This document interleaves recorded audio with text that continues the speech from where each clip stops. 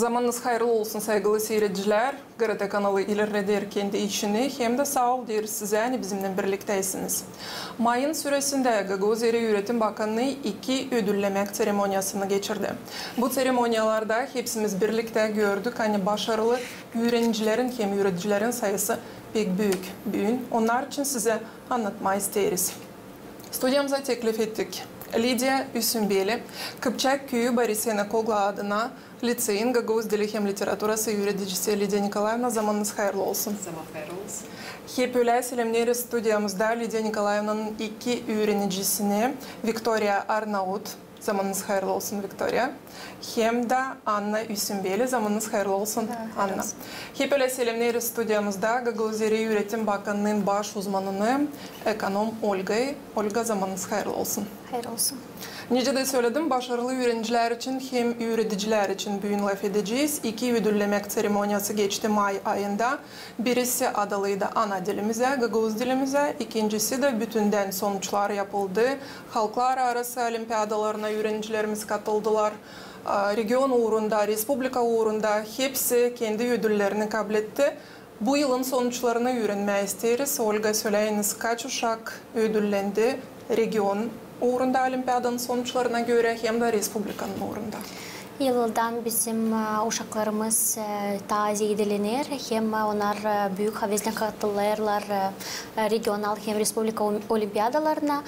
Bu yılın Respublika uğrunda Gagavuz uşakları kazandılar 48 yer. Onlar getirdiler bu ödülleri bize, Gagavuzlara. Region uğrunda katıldı 400 uşaktan ziyade. 2024-2025 yılda daha çok uşak buraya katıldı. Ne kadar 2023-2024 yıllarda. O yılın bakarak grafiklere olur söyleyelim, 100 uşaktan daha ziyade bizim regional olimpiyadalarımıza uşaklar katıldılar. Hem biz burayı da saymadık, 3. hem 4. klasların arasında olimpiyadaları da nerede 56 uşak pay aldı. Bu 400'den ziyade uşak ödüllendiler region uğrunda. Doğru mu anladım sizi Olga? Da. Katıldı daha ziyade. Katıldı daha ziyade ama 400 uşaktan ziyade kabul etti kendi ödüllerini. Birinci, ikinci, üçüncü yerlerin hem kabartmak yerlerini. Kabartmak yerleri, 4. yerleri. Sağ olunuz. Olga, güzel sayılar gerçekten hem de sevindiriyor o yıldan ödül kabul eden öğrencilerin sayısı ziyadelenir. Nece söyledi Olga, bu yıl sadece region uğrunda daha ziyade, 100 uşağı daha ziyade ödül kabul etti. Bu başarılı uşakların, öğrencilerin arasında bizim misafirlerimiz Victoria hem Anna, size danışmayı isterim. Victoria, söyleyiniz, siz olimpiyadalara katıldınız elbette ki ödülleriniz yok bildiğime göre ama var başka yerlerde konkurslarda oldular. Gagavuz yerinde konkurslara katıldınız. İlk yerleriniz var. Bunun için anladasınız isterim. En ilkin bildiğime göre bilim araştırmak praktika konferansiyasında ilk yeriniz var. Ne temaya göre araştırmayı yaptınız? Biz bilim praktik konferansiyasına bu yıl Mensef'te pay aldım böyle meropiyatiyalarda ama pek beğendim. Temamız interaktif kağıtları yeni başarılara zamandaş yol mu? Benim öğrenicim teklif etti bana bu temayı. Ben çok düşünmedim. Elbette ki kayı oldum çünkü bana hep meraklı gelirdi bu takım meropiyatiyalar. Hem de Şinyadan Gagavuz kağıtları yoktu interaktif formasında. Onun için düşünüyorum bu yıl kağıt. Yardımcı oldu öğrenicim. Hep onun bakışını soruşturardım. Benim küçük kız kardeşlerim çünkü uşak gözlerinden isterdim. Anlama nice uşaklar görer onu. Temada meraklı. Öğrenciler isterler ki öğretmek formatı biraz değişilsin. Doğru mu Lidia Nikolayevna? Doğru. Elbette ki ne çünkü kağıda açma, okuma bir kere o bir. Böylece söyledik ki olacak gider kanımanca neyse seslesin. İstediği neyse tekrarlama bakır, video materyal mı, tablitsalar mı, sözlükte mi araştırır, bir meraklı informasiya olsun. İnternet sayfalarından elbette tam meraklandırır, verir kolaylık uşaklara motivasiyasını ilerletme, verir kolaylık uşaklara hem aklına getirme, hem de savuşma ileri doğru gitme. Tabir öğrenciniz Anna Respublika uğrunda Gagavuz Dili hem Literatura Olimpiyadası'nda ilk oldu. Hem de Lidia Nikolaevna biraz önce bu yayına da girmeden söyledi. Hani 3 yıl sıra vardı bu ödülü alır Anna. Anna söyleyiniz. Bu yıl hem geçen 2 yıl olimpiyadalar nasıl geçtiler sizin için? Ben katıldım olimpiyadalara dil Gagavuz dilinde ama başka dillerde de. Onun için pek anladığım sistemi, hangisine göre işler olimpiyadalar. Sanırım onlar öğrencilere yardımcı olur. Kendime bakarak, kendi örneğimden bakarak anladığım hani açılma yardım eder olimpiyadalar. Gagavuz dilinde ben 3 yıl Respublika uğrunda ilk yer kazandım. Pek sevinirim. Hani bu uğurlara yetişebildim. İsterim şükretme Lidia Nikolaevna'ya. Hani çok zahmet koydu beni öğretmediğini. Hem de beni ama hepsi öğretmencileri. Ne kadar önemli bu lafları işitme Lidia Nikolaevna. Doğru. Öğreticiye de yine en büyük mutluluk başarılı öğrencileri. Hem değil sadece öğrenmek tarafından ama insanlık olmak tarafından. Hatır tarafından, kendince bir duygu olarak tarafından, dilimizi doğru kullanmak, yüksek orada kullanmak tarafından. Ama bu saygı hem sevgi karşılıklı benim bakışıma göre. Çünkü bu kadar başarılı olmuşsunuz, 3 yıl sıra vardı. Hem de Öğretim Bakanlığı premiyaları verir uşaklara. Hani region hem Respublika uğrunda da ödülleri kabul ederler. Bu da bir önemli stimul. Olga, siz ne diyeceksiniz? Uşaklar angaları pay aldılar, hem kazandılar yer Respublika uğrunda Gagavuzya'dan kabul ederler premia. Birinci yer için biz veririz 1000 lei, ikinci yer için 800 lei, üçüncü yer için 600 lei, hem kabartmak yeri için 400 lei. Sayarım anne açan öğrenici kabul eder ta yardım region uğrundan da para tarafından o çok sevinmeli, hem başarılı onlara deni. Onları da sayarlar, hani onlar da kendi uğrunu göstermekten sonra olur kabul etsinler. Bugünkü günde para alsınlar, kendine bir şey, kağıt mı alacaklar, ruba mı, anasına, babasına mı yardım edecekler? Çünkü öğrenciler bugünkü günde para kazanmırlar ama böyle olimpiyadalardan sonra onlar olur sevindirsinler kendi yakınlarını. Öğrencilerden soralım Anna, ne diyeceksiniz? Bu para ödülleri için diploma bir ama para ödülü başka. Elbette ki büyük bir sevinmelik duyarım. Kendi zahmetim için kabul ederim bu ödülleri. Para kabul ederim. Neyse ne harcama düşünüyorum. Pek isler düşünüyorum. Elbette ki. Ama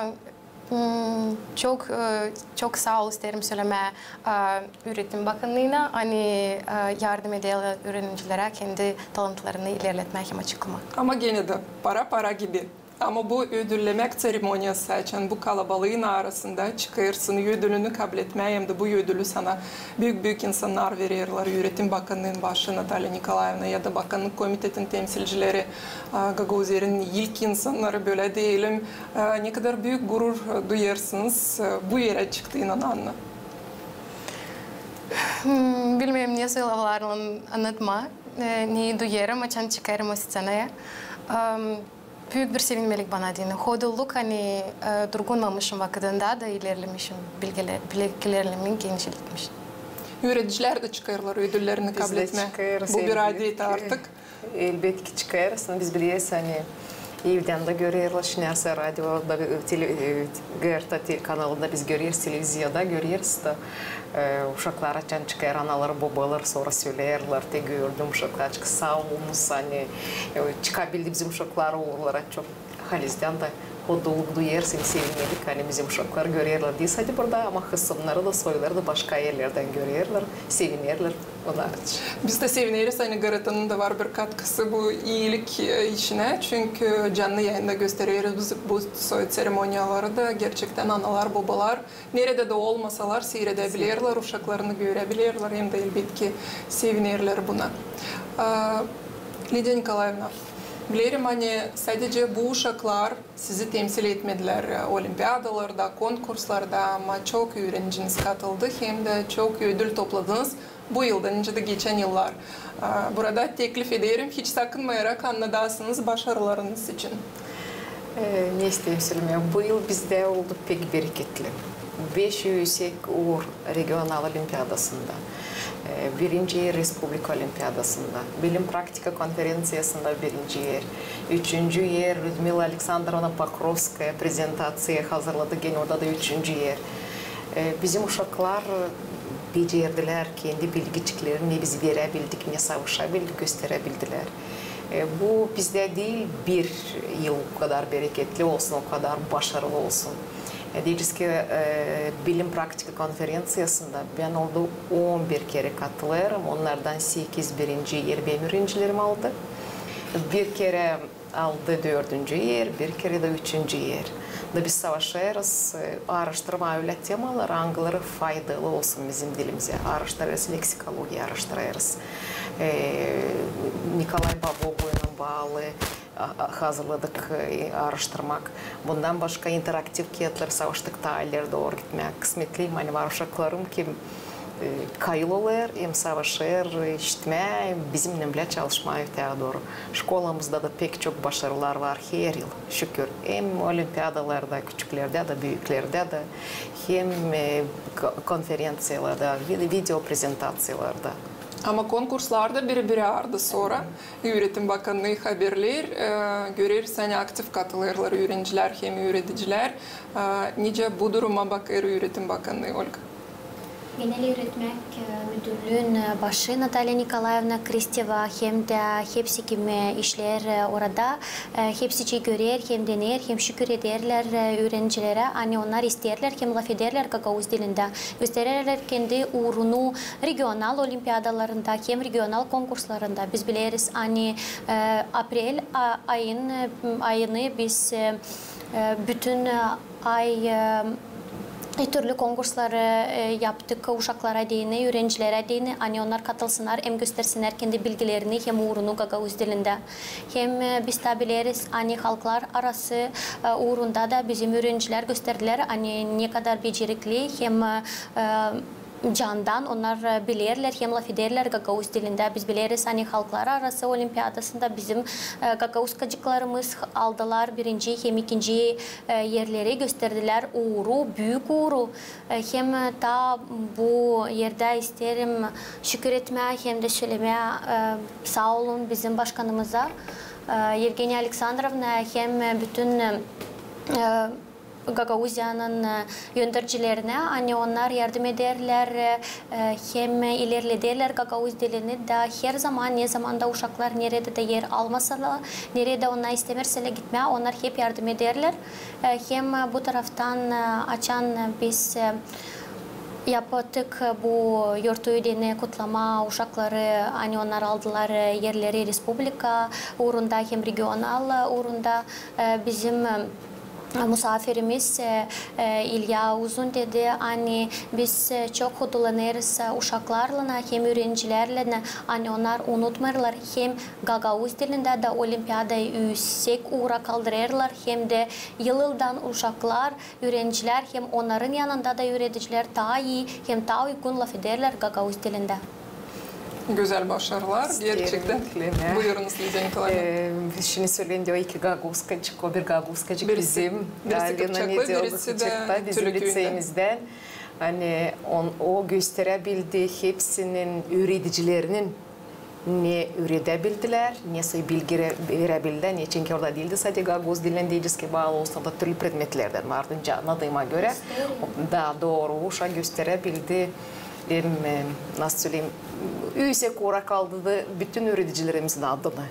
Ben de burada söyleyeceğim. Hani ben o kadar şaştım açan bu haber geldi. Çünkü bunca öğrencinin arasından seçme 2 uşağı Anglaları halklar arası uğrunda Gagavuz yerini tanıttılar. Hem de bu kadar başarılı oldular. Birinci hem ikinci yerleri aldılar. Bu bilmiyorum ne türlü uğurda duyma lazım bu uşakları, yöneticileri. Hani seçmeye mahsus bu 2 uşağı da onlar gitsinler Azerbaycan'a, Baku kasabasına da böyle yüksek uğurda tanıtsınlar Gagavuz yerimizi. Mutluyuz. Uşaklarımız başarılı. Uşaklarımız talantlı ve ilgili hem de çalışkan.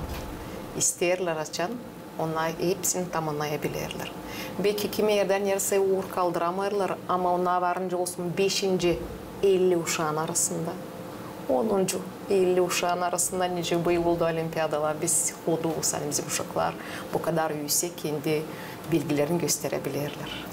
Uşaklar gösterir kendi bilgilerini ama onlardan var dayangaç kendi ailesinden hem üreticilerden. Çünkü açan uşak gider olimpiyada ya da konkursa da ondan var yardım dilsat yaptıklarına ama lafla da uşak daha hoduluk hem daha uygun gider o olimpiyada da kendi uğrunu gösterme. Seyerim hani her bir başarılı uşak onun bilgileri hem onun yaptıkları gider aileden hem üreticilerden. Aileden niçin geçen bakarız bizim en başarılı uşaklara, onlar hepsi de laf eder Gagavuzca. Hangi uşağı da almasak, hangi uşakla çalışmasak, ne de yapmasak, onlar evde laf ederler Gagavuzca. Onun için büyük sağ ol deriz her kere analara, babalara, dadlara, mahallelere kim savaşır laf etmeye kendi uşakların Gagavuzca, da bize de onlar olur yardımcı. Onun için o ne büyük günde onlar kazanır, o büyük bir pay analarda, babalarda da. Analar, babalar kim küçükten terbiye ederken de uşağını öğreticiye de siz doğru söylediniz daha yardımcı. Uşak hangisi duyar, gramatika uğrundan Gagavuz dilini onu sonra daha kolay öğretme, yaratma da yazma, laf etmeye de doğru koyma, hallara da öte doğru gramatika tarafından gitme. Ama uşak lazım duysun. Yani görerim hani bizde Gagavuz'da da var uşaklar kim tek küçükten laf eder. Onlar duyarlar da kendi bilgilerini daha kolay hem daha ilerlerler öğreticilerin yardımından. Çünkü canlarında ana dillerine sevgi var artık. Da bu sevgiyle öte doğru başarılar da olur. Ama kusura bakmasınlar bizim kalan başarılı öğrencilerimiz. Çünkü bütünden olimpiyadalar için elbette burada laf ederiz. Fizika, kimya, Rus dili, kalan diller, yabancı diller hepsi olimpiyadalarda ilk yerleri alan öğrenciler elbette bizim için önemli.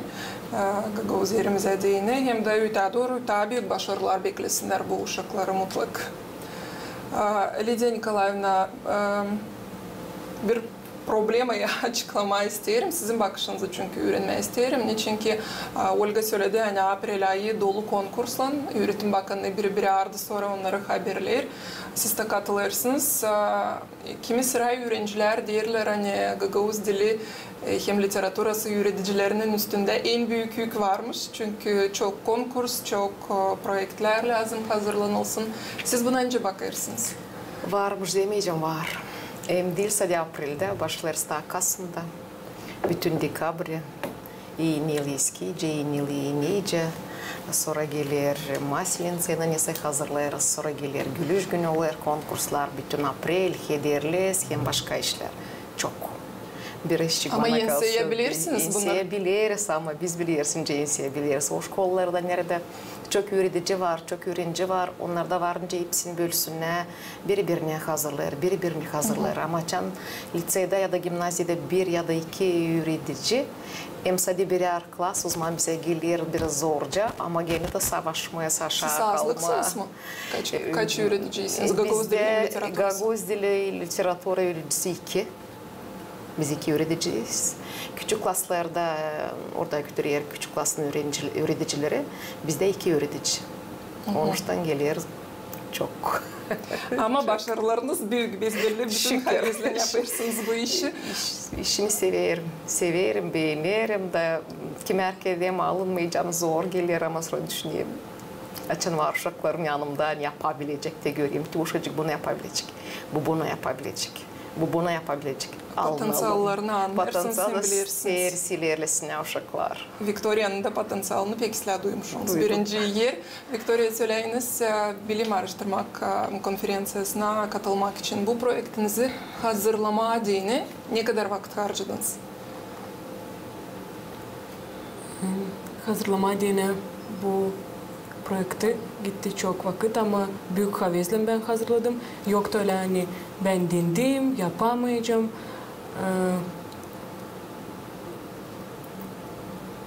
İlerledim. Ben bilirdim ne isterim ama bilmezdim ne yapmamı söyleyeyim. En önemlisi ideyi açıklama. İdeya vardı ta geçti yıldan da diyeyim Victoria yapacağım. Diyeyim ben bilmeyince yapma ama ben fikrimi sana açıklarım. Olacak. Daçan gösterdi. Diyeyim Victoria değil o kadar korkunç bana da dine gösterdi. Bana önce yapar. Şükür ben de neyse öğrendim bundan. Yardım etti informatikadan bilgilerim. Sonra biz de şkolada grafik dizaynı geçeriz. Oradan bilgiler yardım etti. 10. klastan beri payalarım olimpiyadada 2. 3. yerleri kabul ettim. Onun için çok vakit gitti ama dil gayet zor. Türlü yerlerden bilgileri öğrenciler bir yere getirirler de bu takım başarılı oluyorlar. Öğretim Bakanlığı da bunun için söyler. Hani predmetler birbirine bağlı olsunlar, hem de katkıları olsun. Bu takımda başarılar oluyor yüksek. Dencane dedi, bakıyorum sistemaya göre o dillerde alır olimpiyadada yerler. Victoria katılır tek yıldan bağlı prezentasyyalar yapmaklara. Gaguz dilini bilirsiniz, toplar. Sonra historiyla bağlı aldı gene.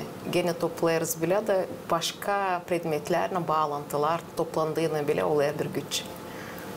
Öğretim Bakanlığı belki yenilikler bir şey düşünecek Olga bu başarılı uşaklar için. Düşüncesi olabilir. Laf edeceğiz, hem ilerleyeceğiz, da bu uşakları küstürmeyeceğiz. Hani onlar yer kazandıysalar, yer varınca daha kuruşturma, neyse dene, onları daha yüksek kura kaldırma, daha onların bilgilerini açma başka taraftan olur yapalım. Biz hep gideriz öğrencilere karşı. Ama bu öğrenciler hani bizim stüdyamızda onlar 12. klasın öğrencileri. Bu yıl artık egzaminleri verecekler. Tezle, Yunan 3'ünde başlıyor egzaminleriniz. Öğrenmeye gideceğiniz. Hem de Anna bir egzamini vermeyecek. Çünkü birinci oldu Respublika uğrunda olimpiyadada. Bu da tabi bir stimul. Diplom, insanın karşısına çıkma ödülünü kabul etmediğini, premiyi kabul etmeye hem de bir egzamini vermemeye. Ne kadar sevindin bu habere Anna? Bu habere yoktan önce sevinmeme. Bilerek hani sende 6 parça egzamin var verme. 6 egzamin veriyorsun. Çok çaralizden. Ama açan anlayasın hani bir egzamine artık sen diyorsun borçlu verme. Sevineyim, mutluyum. Hep o kadar vericiydi. %100 gene 10 notasını kabul edeceğiydi ama sevinir uşak hani bir egzamine gitmeyecek. Doğru. O kaç gün onda olacak serbest. Varınca dinlensin, varınca hazırlansın, varınca evden yardım etsin, kendi hobisinden zanatlansın. Onun serbest vakti olacak o pek bir iş. Hazırlansın dediniz de sıradaki egzamine öyle mi? Gagavuz dili kaçıncı? O bitki. Bitki. O zaman başka iş neyse varınca olsun, dinlenmeye gitsin, ailesinden biraz zanatlansın. Yine. Egzaminlere ne tür hazırlanırsınız anladınız? Victoria. Ne kadar çok vakit harcarsınız bu uğra? Bizden çok vakit gider. Okuldan geldiğinde biraz dinlenme, de test yaparız. Böyle hazırlanırız. Korku var mı? Elbette var. Yardımcı olur video uroklarda. Öğrenciler soruş varsa da öğrencilere yaklaşırız, sorarız. Öğrencilere de. Siz öğrencilerinizin yanında olmadığını hem de onlara yardımcı olmadığını hem bilgi tarafından hem emosiya tarafından ne türlü çalışırsınız? Bu kızlar benim klasımda. Ben bu yıl 12. klas başlarım. Da onlar bana o kadar mutluluk verirler. Ben de onun için düşünüyorum, onun adı benim için düşünüyorlar. Ondan savaşıyoruz. Konsultasyyalar, ondan söylemedi konsultasyyalar. Bizde olur bütün yıl, başlayarak da sentyabrdan bize başladı olma konsultasyyalar. Biz alırız o testleri hani ta ileriki yıllardan. Onlarla işleriz, çalışırız. Kimisi haftaya çıkar, kimisi yerinden birbirimize soruş koyarlar. Bakarız. Kimerke barimlara bakarız. Ne soyu cevaplar da verelim. Biz ne cevap edeceğiz. Cevap edeceğiz. Ondan şükür. Hazır olacaklar. Umutlanırım. Hani hepsi olacak işler. Ödüllemek seremoniyasına isterim dönelim. Olga. Yıl öğrenicisi İsteriz açıklama. Doğru seni getirdiniz aklıma. Yılın öğrencisi haberlenildi. Bu konkursun da sonuçları 2. yıl sansına geçirilir artık. Bu konkurs için bize anladınız. Hem de burada da oldu böyle bir sensasyon diyelim. 2. kere hep bir genç olan ilk oldu bu uğurda. Buyurunuz Olga. 2. yıl bizde geçer konkurs yıl öğrenicisi. Bollar ilk seyret bu kongres açıldı. Onu açıkladı bize bizim başkanımız. O ilerletti bu güzel tradisyayı. Biz de onu kapladık. Hem ileri doğru götürüyoruz. Bu yıl bizde gene de 3 kategoriyada var yer. Başkanlık klasların arasında, gimnaziya klasların arasında, hem lisey klasların arasında. Bu biz kabul ettik. 27 uşak hangileri pay aldılar bu konkursta, gösterdiler kendi portfolyolarını. Oraya onlar koydular kendi becermeklerini türlü dillerde, şkola uğrunda kendi notalarını. Hem komisya oturduktan sonra biz ayırdık 3 öğrenici. Bizde oldu birinci yeri başkanlık klasların arasında aldı Avramova Alina. O publik kurumu teoretik liseyi Gavril Gaydarcı Adana liseyinden. Birinci yeri gimnaziya klasların arasında Prosted'in aldı Meteoklu Stanislav, o Aksenti Dalşnika Adana teoretik liseyinden. Hem nice biz siz söylediniz, hani birinci yeri lisey klasların arasında aldı Bauta Vladimir, hangisi 2. yıl olur NCAG, o kabul eder bu titulu. Hem ben baktım onun intervüsüne, hangisine nerede o dedi, hani ben buldur açan ensedim bu konkursu. Bende vardı bir planka, hangisini ben istemirdim düşürtmeye. Bunun için o bütün yıl işlemiş taziyede DNA bu titulu kaybetmeme. Da o gösterdi kendi bilgilerinden, kendi savaşmaklarından. Hani her insan isterse o varınca eğer bir işi kabul etsin hem kazansın. Hem o da kendi NCAG'nin gösterdi, hani dene bir şeye yensemeye, o dil bir günkü iş. Dene yensemeye lazım, her gün terlemeye, her gün işlemeye. Hem yıldan öğrencilerin bilgileri ilerlenir, açan onlar öğrenirler. Hem seslerler üreticileri, anaları, babaları, hem insanları, angları onların yanında da nasihat ederken onlar da ilerlerler, hem böyle ödülleri bitkide kabul ederler. Bu konkursun gerçekten büyük bir, derin bir manası var. Çünkü bu öğrencilere bakarak kalan öğrenciler de savaşırlar daha ilerleme, daha çok işleme. Burada sadece notalar hesaba alınmıyor Olga, doğru mu? Burada bakılır çok işler. Nereye onlar katılırlar? Bizde vardı çok sportsmenler, müzikantlar, dansörler, angıları gösterdiler. Kendi açıkladılar kendi bilgilerini, kendi yüzünü başka taraflardan da. Biz bunlara da hepsine bakırdık. Hem kriteriyalara göre biz yer bir kriteriya koyardık bal da ona göre biz ayırardık. Biz bakmırdık salt notalara, hem bakmırdık salt bir taraftan insanın genişliğini. Biz bakardık her bir taraftan bir azar da ona göre biz seçtik ki ikimizde bu yıl olacak yıl öğrenicisi 2025. Pek mi zordu ayırma ilkleri? Zordu. Niçinki kim öğrenciler angıları verdiler, kendi angıları pay aldılar. Onlar çok yüksek orada her biri. Hem onlar öyle açıklarlar kendi zanatlanmasını, öyle açıklarlar kendi bilgilerini. Hani bize çok zor ayırma da anlamak kim en iyi bu yıl. Hem düşünürüz. Bu spor uğrundan daha yüksek ama bu bilgilerden daha yüksek. Bu çok yer olimpiyada aldı ama bu çok güzel çalardı. Respublika hem halklar arası olimpiyadalarında hem konkurslarda yer alır. Da bunun için DNA koyma, doğru yola kim ensede hem kim daha iyi bu yıl bize çok zordu. Ama isterim söyleme hani alır bir nominasyada alır yer bir uşak. O anlaşılmır, hani öbürler daha prost, öbürler daha prost bilirler ya da daha onların bilgileri ya da zanatları yufka değil.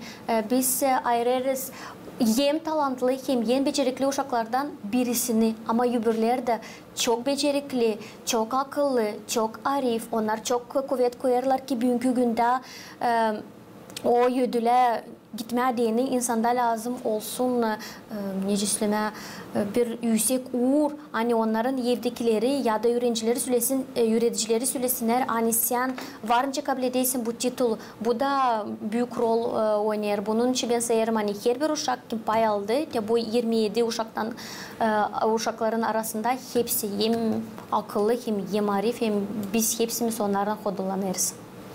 Bu konkursta da para ödülü vardı mı? Vardı. Lise arasında birinci yer kim kazandı? O kabul etti 3000 lei. Gimnazya uğrunda birinci yer öğrenci kabul etti 2000 lei. Hem başlangıç klasların arasında öğrenci kabul etti 1000 lei. Sağ olun Olga.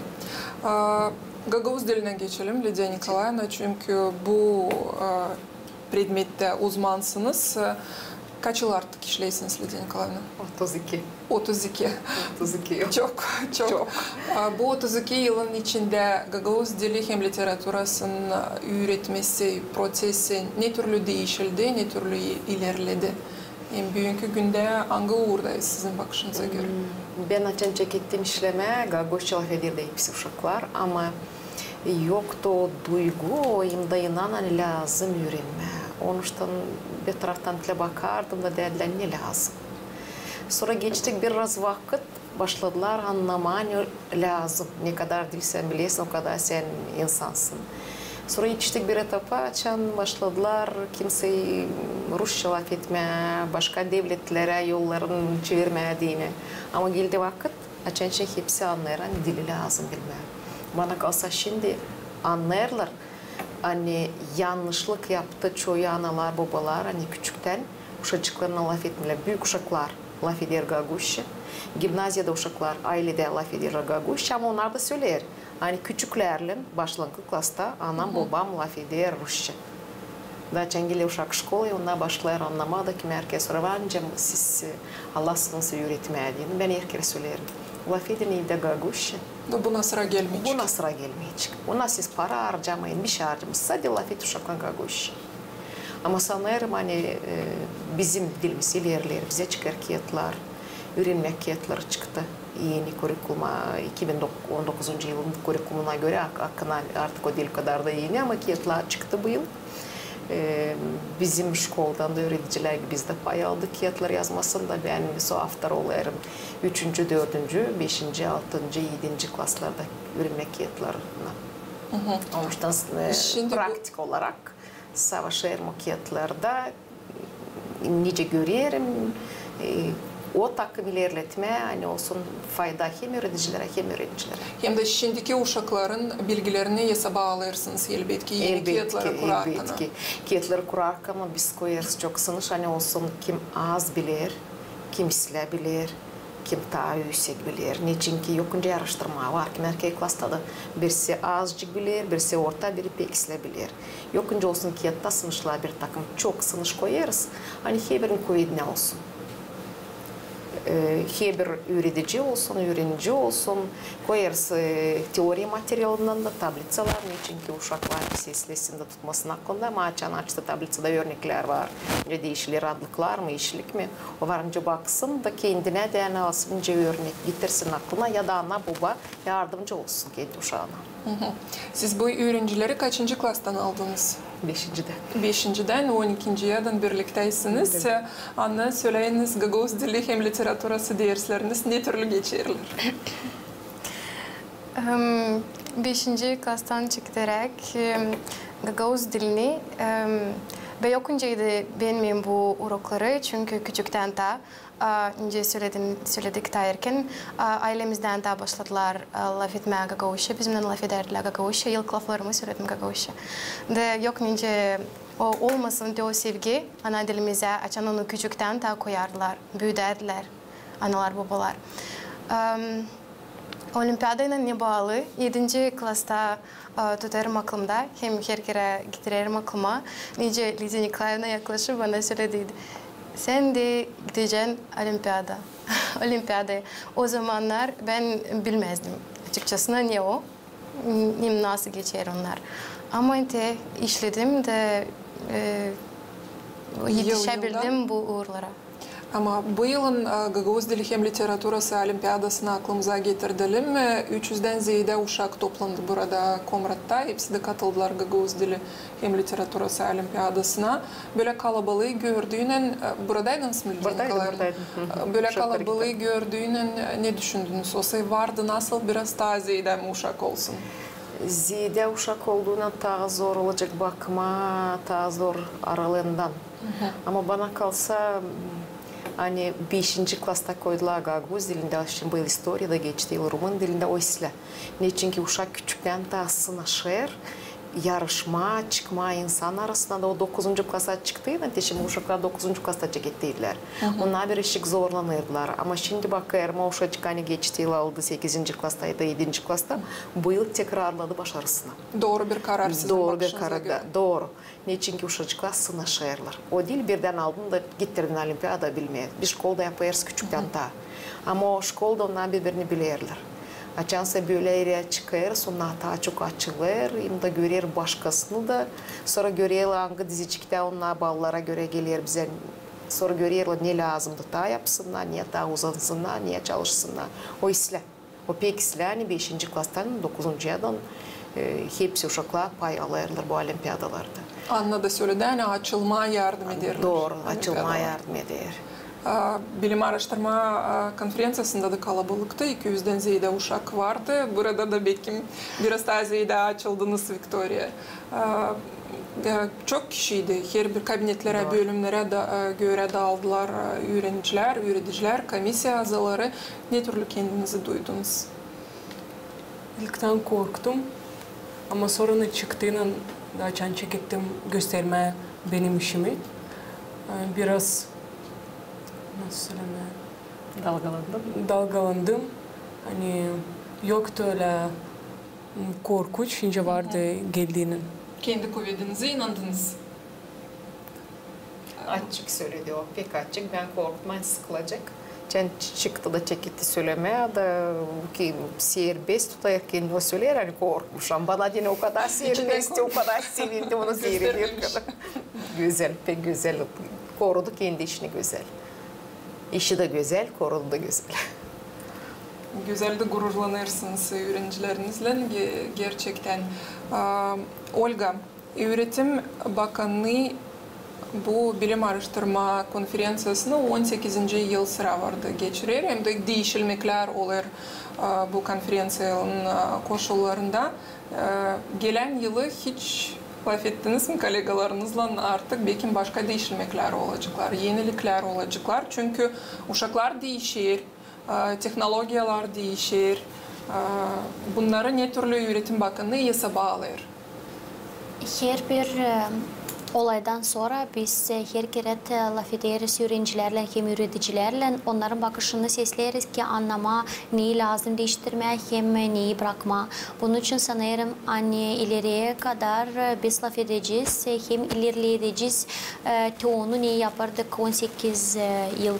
Bunun için bana kalsa sizleyerek pay alanlarını da kurarak yeni sistem ilerlemek, yeni sistem ayağısını kuruldu ne zamansa biz ta üyesi kura çıkacağız da bu bilim araştırmak konferansiyalarını başka orada yapacağız. Yıldan yaşamak değişilir. Bunun için sanırım hani yeni bilgilere hem yeni açılışlara biz kayıt olacağız da yardımcı olacağız dene öğrenciler daha iyi, daha düzgün hem daha başarılı olsunlar.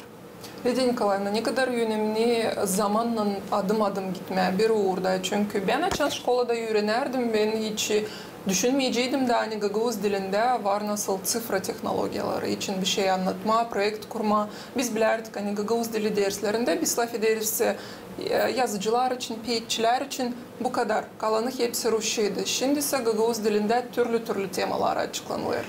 Ben ilk isteğim ekleme Olga'nın laflarına bu konferansiya için. Biz SIF'te katıldık 2012 yılda bilim praktika konferansiyasına. Todor Svetlana Antonova benim kolegam, onun oğlu Grisha, benim oğlum Alek. O ilk iş tanesi Gagavuz dilinde. 17 iş vardı o zaman, hepsimiz zalda oturuyoruz, hepsimiz gördük. Ve biz birden inandık, hani biz ilerledik. Hani biz ileride olacağız, birinci yer kapladık. Sonra yıldan oldu öyle, hani merkeze biz bile oturmazdık. 5 kişiyi bırakardılar, küçük klaslar. Bu yıl hepsi bıraktılar oturma, ne önemli. Hani uşaklar da, öğreticiler de görebildiler. Ne iyi, ne faydalanır. Neyi varınca da şinersayı bırakma bir tarafta. Ne çünkü artık eski yerleriz ya da çok bilim var. Onun için bu hani ilerler konferansiyalar bile hepsi uşaklar da, öğreticiler de bakıyorlar o pekisle. Öte doğru da gene yaparsanız savaşınla olsun, hani olsun kolaylık hepsinde, klaslar olsun bol. Hani uşaklar, öğreticiler oturabilsinler de onlar birbirinden öğrensinler, birbirine görsünler neye yaraşırlar. Elbette ilerler, bugünkü günde sıfıralizasyon olur, onsuz olmuyor. Çünkü yerimizde yokunca duralım. Onun için bu pay almaklar, konferansiyalara yardım ederler, bize ta öteye doğru ilerlemeye de savaşmaya, ileri doğru gitmeye, başka türlü bakışlarımızı değiştirmeye, öğrenmeye de çünkü yerimizde biz yokunca duralım. Biz bir ayakta, biz gidelim ileri, progres gidelim, teknolojiyalar gidelim, sıfıralizasyon biz de lazım, onlarla bile gidelim, uşaklara da tam meraklı. Necdene eski metotlarla yokunca sadece. Eski metotları kullanırız hepsini ama ne de yeni gelirsin, ne uşaklara diyelim meraklı. Biz de onlara savaşalım öteye doğru. Onlarla beraber değil mi? Öğrenerek onlardan, öğrenerek onlar. Eski metotlarla benim bakışıma göre uşaklar da arsayıcıydılar. Peki o kadar meraklı olmayıcıydı onlar. Var metotların eski mi? Laf etmek bize Gagavuz dili literatürası bize bir laf etmeye, uşağın canına içme. Ama açan da kullanırsa o yeni metotlar elbette ki. Uşaklarla becersin yeni gelen yaşamasında alışsınlar, sınırsınlar. Çünkü düz başka vakit demeyeceğim, başka istemekler yaşamakta. Bizim öğrencilerimizden sorma isterim. Yollarını seçtiler mi artık? Egzaminler daha var. Onları mutlak vereceğiniz ama sonra ne türlü zanaatları kendinize seçtiniz? Victoria, siz artık belli ettiniz mi kendiniz için? Elbette ki belli ettim. 10. klasta açan öğrendim tekrar için. Pek meraklandım grafik dizaynın. Onun için isterim ileride de bağlamak kendi yaşamımı bu seçimde. Ama Gagavuz dili de bu dizaynın yanında olacak Ben mutlaka. artık söyledim, biz kağıt açan çıkaracağız, sana danışacağız, sen bize kabuklarını hazırlasın, ne lazım, statya çıkarırsa, kağıt çıkarır hazırlama diye dizayn beklesin. Öğrencilerle bağlantıyı kaybetmeyin. Kaybetmeyiz. Anna, ne sanatı seçtiniz siz? Daha düşünelim ama anladım kendime de yine hani üreticilik zanaatı bana pek yakın. Ben bakarak Lidia Nikolayevna mayıl olarım. İsterim benim de daha doğru öğrencilerim olursa bu kadar başarılı olsunlar. Ben pek bekledim bu cevabı. Gerçekten bekledim bu cevabı. Üretici, Gagavuz dili üreticisi öyle mi? Daha düşünelim. Aha. O zaman Komrat Devlet Üniversitesi açık kapılarla bekler. Yolunuz açık olsun, emin olsun. Anna hem Victoria gerçekten başarılı olasınız. Sanırım bilim uğrunda da Gagavuz dili uğrunda çok var sayfalar, hangisini lazım araştırma. Olursa bizim uşaklarımız kim ister orada çalışma, sanırım çok işler yapabilecekler, ilerleyecekler. Ama bu tema için ilerleyelim Lidya Nikolayevna. Başka dillerde de yerleri almış Anna Olimpiyadalarda. Şimdi başka dili öğreticisi olsa da Gagavuz dilini hep o kadar kullanabilecek. Çünkü okullarımızda multilingval öğretmek programı geliştirilir.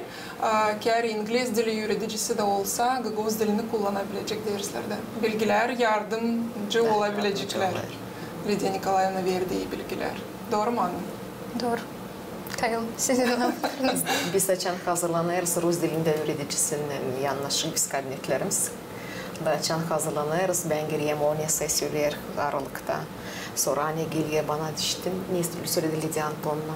Ne ben sana söyleyeyim. Bir takım burada argumentler lazım olsun. Burada böyle lazım olsun da uşak kullanır. Rumun dilinde de gider, İngilizce'de de gider. Kullanır kendi bilgilerini dil uğrunda, o pek önemli. Hepsini öğreticilerin kattıkları olur o yerde. O dil bir kişinin, onlar hepsinden birer şıkallar, uşak toplar. O fikirlerin diline ilerledir. Dilleri bilme önemli gerçekten. Ne kadar daha çok dil bilirsin, daha o kadar silah. Olga'ya bakıyorum, geldi aklıma, hani o da olimpiyadalara katıldı. O da birinci yeri aldı Respublika uğrunda. Öğrenci olarak şimdi artık uzman hem de student. Olga bu kapınları aklınıza getirdiğinin canınızda ne tür duygular uyanır? İlk seret regional hem Respublika Olimpiyadalarında ben aldım 11. klasta. O zaman ben aldım 3. yeri hem regionda hem Respublika'da. 12. klasta ben gösterdim bilgilerimi. Hem region hem Respublika uğrunu ben kaldırdım 1. yere. Hodulum. Hem sevinirim ona hani bilirim Gagavuz dilini hem onu kendi bilgilerimi gösterdim olimpiyadada. O zaman Respublika Olimpiyadası bizde çok zordu buldur. Ben görmedim bu yıl nasıl onlar düzmüşler işi ama buldur çok zordu ama ben ne beğendim bilerek Gagavuz dilini ben olur yazayım yaratma ne de olmasa hangi temada düşmese bana yazdım da o zaman buldur bana düştüydü deportasyalar için. Üzerime hakkımda oturdum, düşündüm, yaratma, getiremedim aklıma autorların yaratmalarını diyeyim. Niye yazacağım ben burada? Ama sonra düşünüp açan bilirsin dili hem toplayarsın kendi bilgilerini ben anlattım kendi malim için hangisi deportasyaya düştü bilerek historiyayı bilerek hani biz şkolada da evde de öğreniriz hani evdekiler terbiye ederler bunun için toplayarak Gagavuz dilinde bilgileri historia bilgilerini ben topladım da yazdım güzel yaratma da o zaman ne tutarım aklımda o zaman açan bizi nişanladılar yerleri daha söylediler hani bu uşağın yaratması çok güzel ki çok uygun bu tema hani böyle biz de ne kadar vardı iş biz böyle daha görmedik da o zaman ben hodul oldum dil ondan hani ben pay aldım olimpiyadada ama hani, hodul oldum ondan hani kritika situasyasında toplayarak topu bilgileri, anıları ben kabul ettim predmetlerde, nerede ben işittim sokakta, nerede ben işittim evde, ailede, onları toplayabildim de yazdım bu işi. Onunla hodulum. Dil yerlerine ama bu yaratmayla. Hani becerdin zor durumda. Zor durumda toplama kendimi da yazma. Çünkü bizde o zaman iş kuruluydu 3 paydan. Birinci pay yazma, yaratma, tema da yoktu. Orada lazımdı okuma teksti, anlama, yüz fikrini tekstin de ona göre yazma, yaratma 1,5 sayfaya.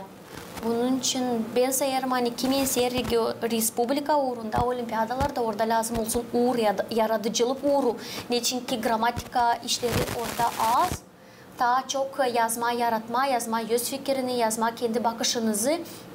Bunun için sayarım hani Anna gösterdi de 12. klasın bilgilerini ne kadar kazandı bu 8 yılda öğrenerek daha ileri de başka klaslarda da öğrendi de gösterdi sayarım hani kim söyler ama Gagavuz dili kolay siz yazmadınız kim öyle söyler o olimpiyada da görmediniz orada uğru hani göstermeye kendi dil bilgilerini o çok zor. Hem de lazım uygunlatma, hem yakıştırma. O temaya hangisini sana verilir? Sayarım hani bu çok meraklı bir günde. Tabii yüksek nota kabul etti. Gagavuz dili o bizim ana dilimiz. Zor mu? Kolay mı? Orada laf dil lazım gitsin. O benim ana dilim. Kimse söyler zor. Ama o 9 zaman formasından ben yokunca atılayım. Ben onları hepsini kullanıyorum. Ben o adlı insabilik formasından yokunca atılayım. Küçük uşak birden çekidiyetçen laf etme. O artık onu kullanırım. Mamucuğum. Bilmeyerek hani o adlık sabilik formasından onu atalım da bilmeyelim yok nasıl. Ne o zaman o gerçek ana dil. O zaman halizden. Onun için zor mu kolay mı? O bizim ana dilimiz de bizim uşaklar. Ve görürsünüz ne kadar siz o situasyada çıkabildiniz de gösterebildiniz. Ne çünkü olimpiyada halizden de en kavi taraftan. Burada değilse de bence bilgi varınca olsun çok ama kimi erkek uşak kaybeder kendini de çıkaramayar bize onu. Sizde toplanmış değilse de bilgiler ama gücünüz de hepsi değilse hani kıyaklık da hani lazım ben onu yapayım, lazım kuvvet koyayım, lazım çıkarayım güzel. Ne söyle niyetle ben buraya geldim. Bu yılın teması ne söyledi Anna? Biz onu bir kere söyledik bu temaya göre. Sanırım değildi pek zor. Onun için bize verdiler tema neyse biz öte doğru yolumuzu kendi göreriz. Burada bence de yazma zanat içinde, bağlılıklar içinde, vatan içinde, aile içinde. Değildi pek zor sanırım. Ama yine de becermeye lazım kendi fikirlerini güzel yaprakla Bilene dizme. değil zor, öğrenene değil zor. Ama kimde bilgi yok etmiyor o elbet ki. Ona zor görünüyor. Saygılı misafirlerimiz, vakitimiz azaldı ama var bir adetimiz. Hani programın sonunda misafirlerimiz neyse söylerler bizim seyredicilerimize. Lidiya Nikolaevna sizden başlayalım. Buyurunuz. Ne demek istersiniz Gagavuz yeri yaşayanlarına hem de bütün dünya Gagavuzlarına? Saygılı Gagavuz yaşayanlar, saygılı hepsi Gagavuzlar bütün dünyada, hepsi kardeşlerimiz bizim, kim bilir Gagavuzca, kim laf eder Türk dillerinde. İsterim hepsine dilemeye ilkin sağlık, mutluluk dünyada o en pahalı. İkinci kısmet, uzun ömür, hem en gene tabir çizilerim, hani biz her kere ana dilimizde laf edelim, koruyalım. O bizde ilerlesin, gittikçe daha kavi olsun. Da her bir uşak laf edebilsin ilkin ana dilinde. Sonra kalan diller de gene o kadar iyi bilsin nice ana dili. Da o zaman olacak başarılı. O zaman biz yeryüzünde kalacağız. Nice bir halk, kavi, akıllı, işçi, arif. Bu kadar. Sağ olunuz. Victoria, siz ne demek istersiniz? İsterim teklif etme hepsini koruma, hem ilerletme ana dilini. Pek prost hani şimdiki vakitte çoğu insanlar giderler yurt aşırı. Var kim söylerler hani neye bana Gagavuz dili. Ama halizden o lazım olur çünkü benim bakışıma göre halk yaşarsaydı o zaman yaşar onun ana dili. Sağ olunuz. Anna. İsterim danışıp hepsine kim bakar bizi için. Bugün söyleme olun derin sevdalı. Koruyun sevdayı her bir kapım. Sevdayı sadece değilse de ana diline ama vatanına, yurtluğuna, yakındakilerine hem o işe, o zanata hangisinin siz bugün zanatlanırsınız. Sağ olunuz. Olga buyurunuz. Pahalı öğrenciler, dilerim size sağlık, iyilik. Gösterin kendi bilgilerinizi türlü olimpiyadalarda, halklar arası, respublika, hem region uğrunda, laf edin türlü dillerde. Gösterin kendi uğurlarınızı teknika taraftan da, intelektüel tarafından da. Gösterin ki onu neyi siz öğrendiniz şkola vakitinde. Hem nece de söylediler. Unutmayın, o dili hangisinde siz ilk kere söylediniz kendi ilk lafınızı. Bizim pahalı Gagavuz dilini. Ben sanırım hani bilerek ilk kendi dilini, bilerek ilk kendi historianızı siz olur daha ileri çıkaysınız. Daha topu, teonları ne siz kabul ettiniz bu yaşamakta, şkolada, evde olur toplaysınız bir yere daha yüksek oraya çıkaysınız. Hem varınca söyleyeyim. Buyurunuz. Benim Dedim, açan işitti hani ben dün, ben ona dün söyledim hani ben dün gelirim interview'e. Onun sabah doğma günü olur mu kutlayalım? Onu pek bana yalvardı. Ama Gagavuz dilinde. Gagavuz dilinde o bana pek yalvardı da söyledi yalvarayım söyle unutma. Varınca. Buyurun elbette var. Saygılı benim Peti dedim. Kutlarım seni gelecek doğma gününden. Sayarım hani sen ta o kadar yaşayacaksın ne kadar yaşadın bugünkü güne kadar da hep bize yardım edeceksin ne kadar sen yardım edersin şimdi. Sen bugünkü günde 73 yaşında ama hep gidersin işe yardım edersin kendi çocuğuna, benim babama, kendi başka uşaklarına hem unukalarına. Sayarım hani bu çok saygılı hem çok bereketli bizim ailemiz için hem bizim için. Ben seni çok severim hem kendi lafımı tuttum. Lafı tutma lazım. Halbuki için laf gider analarımız, babalarımız için hem de adalarımız, babalarımız için. Sayarım hani bunundan hepsi kayıl olacak. Dalgalandırdın beni de. Olga. Oba ne kadar yalvardı. Ne kadar yalvardı. Bizden de kutlamak Biz de sizi kutlayırız. Onlar da sevinir, kendi uşaklarını, onukalarını gördüğünden en büyük sevinmelik, en büyük bağışış o sizin bağışısınız. Gençlere açık yol hem de yüksek başarıları yaşlı insanlarımıza da elbette hatır hem saygı hem de bizim avtonomiyamıza uzun ömür var olalım bu yeryüzünde diveç. Gelen buluşmalardan saygılı seyrediciler kalın sağlıcakla.